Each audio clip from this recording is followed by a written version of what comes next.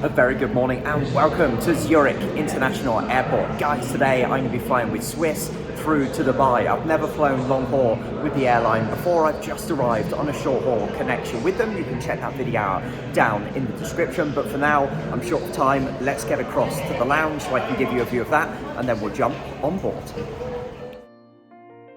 The first thing to note about Zurich International Airport is that it is quite segmented. My flight on this particular occasion was departing on from the E gates. I landed into the D gates area, which interestingly did have its own lounge. It looked a little bit smaller than the one that I'll eventually show you.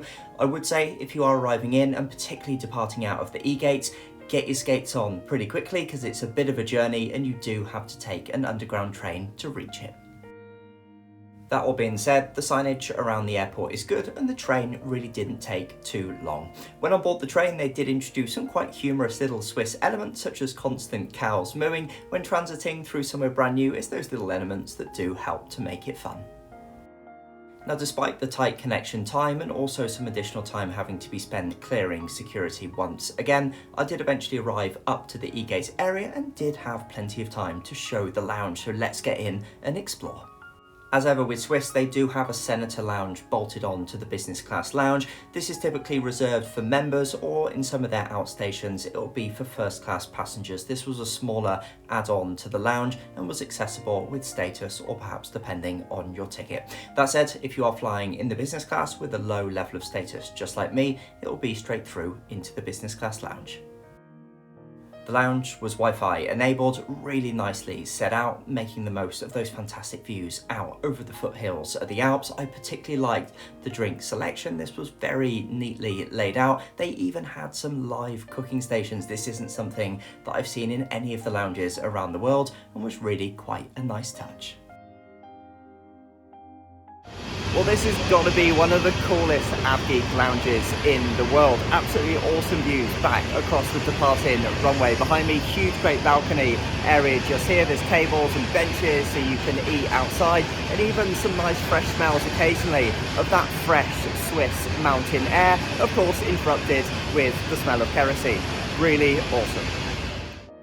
A number of the terminal's lounges led directly out onto the balcony area. There was even a public viewing area, so if you don't have lounge access, it's still something that general passengers can enjoy. It was certainly one of the more unique lounge experiences, so top marks to Swiss in that regard. I did think the addition of the binoculars, particularly for the AvGeeks amongst you, was a really nice touch.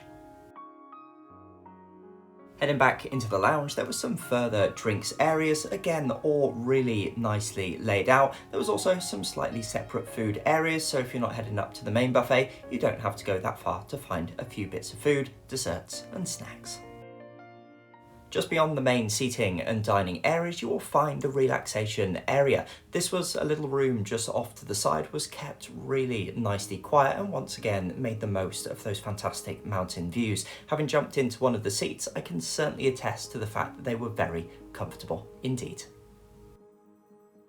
On the opposite side of the lounge, you will also find the work area. This had some quite nice private areas for those business calls and also areas to get a little bit of work done as well. Wow, that was pretty short and sweet, but a really nice lounge to check out. Nice to see their global flagship lounges. I'm sure the first class would have been even better. For now, as I say, still short of time, so regretfully it's going to have to be a quick dash down to the gate and then boarding en route to Dubai. Of course, one of the benefits of a segmented terminal is that the gates are never too far from the lounges. Once I arrived at the gate, it was a slightly chaotic boarding process, but in no time at all, we were down the air bridge and it was time to board. We'll use the Swiss website for a quick insight into the fairly unique layout of business class on this particular aircraft. The seats were laid out in a 1-2-1 configuration or 2-2-1.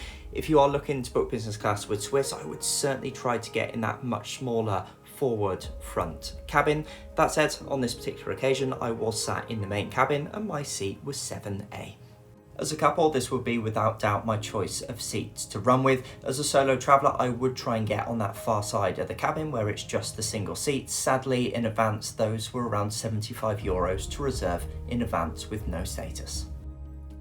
On the left hand side of the cabin, the seats are alternating between two or just the one. This is the throne seat that sits just behind and would indeed be pretty good for solo travellers. Swiss do have a significant cabin refresh coming in 2025. We'll touch on that a little bit later in the video as well. Despite this being a seat design very much on the way out, I was pretty impressed jumping on board. I did like the colour scheme that they'd gone with. It did have echoes of a ski chalet type of design, so actually I was slightly more impressed than I was expecting to be on such an older aircraft.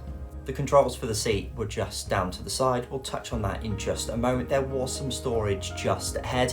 That said, that was really the only accessible storage on board, and that was probably the biggest drawback of this particular seat design. As you'd expect, the table extends from the armrest. We'll touch on that a little bit later. This was one of the more interesting table designs I've ever got into. I was very glad that there was onboard charging, despite this being quite an older cabin. Amenity kits were already provided at the seat upon boarding. We'll check that out a little bit later, but for now, it's time to push back. As we taxi out, a quick plug for the channel. If you're not yet already subscribed, what are you waiting for? Hit that subscribe button. There's loads more content on the channel, and as soon as you do so, it will be more recommended to you.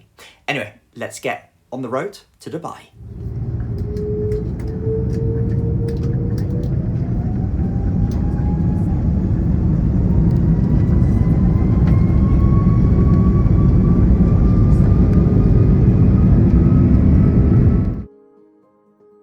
I've been looking forward to this flight for some time for so many reasons. Principal amongst them was always going to be that departure out of Zurich. As we turned back with the airport just behind us, we were treated to some fantastic views over the Alps as we made our way across to Dubai. I'd never experienced better flying conditions than on that particular flight. There wasn't even so much as the smallest bit of turbulence throughout the entire flight. Our routing for the flight would see us head over the Alps, over the Adriatic Sea, Athens, and eventually over Jordan and Saudi into Dubai. I can certainly promise some fairly spectacular views as we cross over Venice, down over the Adriatic, with the full coast of Croatia just down to the left-hand side of the aircraft. For now, I'll leave you with these awesome views over the Alps. With the Adriatic Sea coming into view and lunch service very much on the way, I decided to jump up and quickly use the bathroom. I do have to say it was a very busy flight. There was only 2 bathrooms for the business class, and that certainly led to a few queues. The bathrooms themselves were nothing special. Upon my return to the seat, I folded the table out. Although the design was a little bit quirky, it certainly provided a very firm dining surface, so top marks in that particular regard.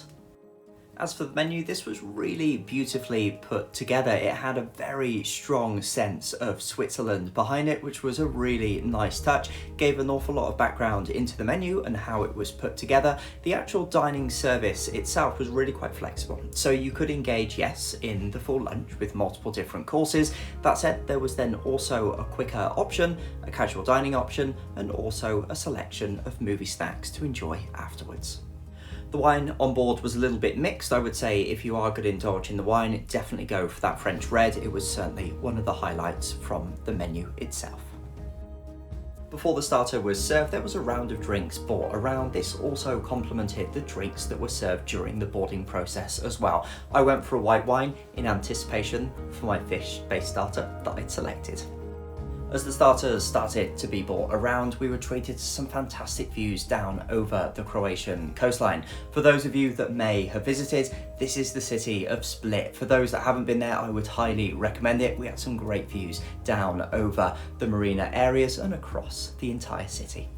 With the meal service now imminent, we were shown by the cabin crew how to pop the table up a level. When I first folded it out, it did feel a little bit too close to my knees. This is one of the quirks with the design, but it does give a little bit more flexibility. You can see how much more it's raised here, ready for the starter.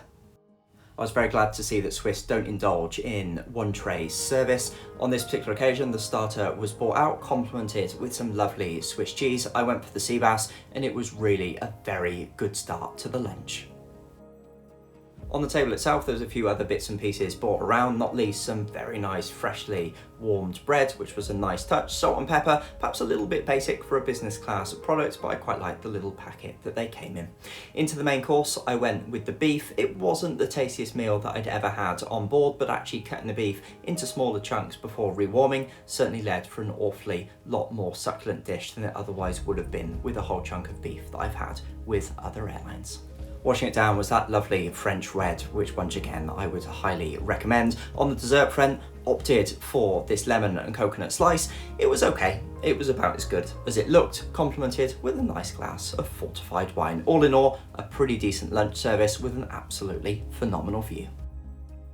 Settling a little bit more into the flight, let's check out the entertainment offering. With such an old seat, this is always going to be a slightly weaker spot. For me, I don't tend to engage in many movies and entertainments on board, so actually this was perfectly fine. The screen size, given the proximity to it, was just about okay, but yeah, this was for sure a smaller unit. The selection, however, was pretty decent, so for sure, when they do get those new seats into the cabin, I think on this front, they're going to be pretty strong indeed. Beyond the seatback entertainment screens, I was pleased to see that Wi-Fi was provided on board. As ever, this was made available across a range of different packages. The pricing here that you'll see is in Swiss francs, which translates directly pretty much one-to-one with the euro. That said, incredibly expensive for the larger package, which was only 220 meg. You're talking around $65 US, by far and above the most expensive I've ever seen on board, and as a result, I didn't use it. The headphones supplied were decent, but certainly not the best that I've ever seen in business class. I do believe the entertainment alongside the storage issues with this particular seat were probably the biggest drawbacks. With the Greek islands of Skiathos and Rhodes just to the left of the aircraft, it was very much getting time to try out the sleeping arrangements on board. As I recline the seats, you can do so with the side panel. You can soften the seat and even add a massage. For such an old seat, this was an absolutely fantastic feature, and you can do just the same from the side panel, which reveals itself when you're fully reclined. As for my thoughts on the bed, actually really good, particularly with the seat in its most softest of modes. There was plenty of space, it went nicely flat, and I certainly got a good few hours rest on the flight. Biggest drawback, unsurprisingly, is the fact that you do need to step over your seatmate in order to access the aisle if you get this particular seat, which, if you are travelling solo, is why I'd certainly recommend one of the solo seats on the far side of the cabin. Just before heading to sleep, it was time to check out the onboard amenity kit. It wasn't massively plentiful, it was quite small in size, but everything supplied was of really quite decent quality. I made the most of the sleeping mask on this particular occasion, and it was a nice little add-on and something quite nice to take away from the flight afterwards.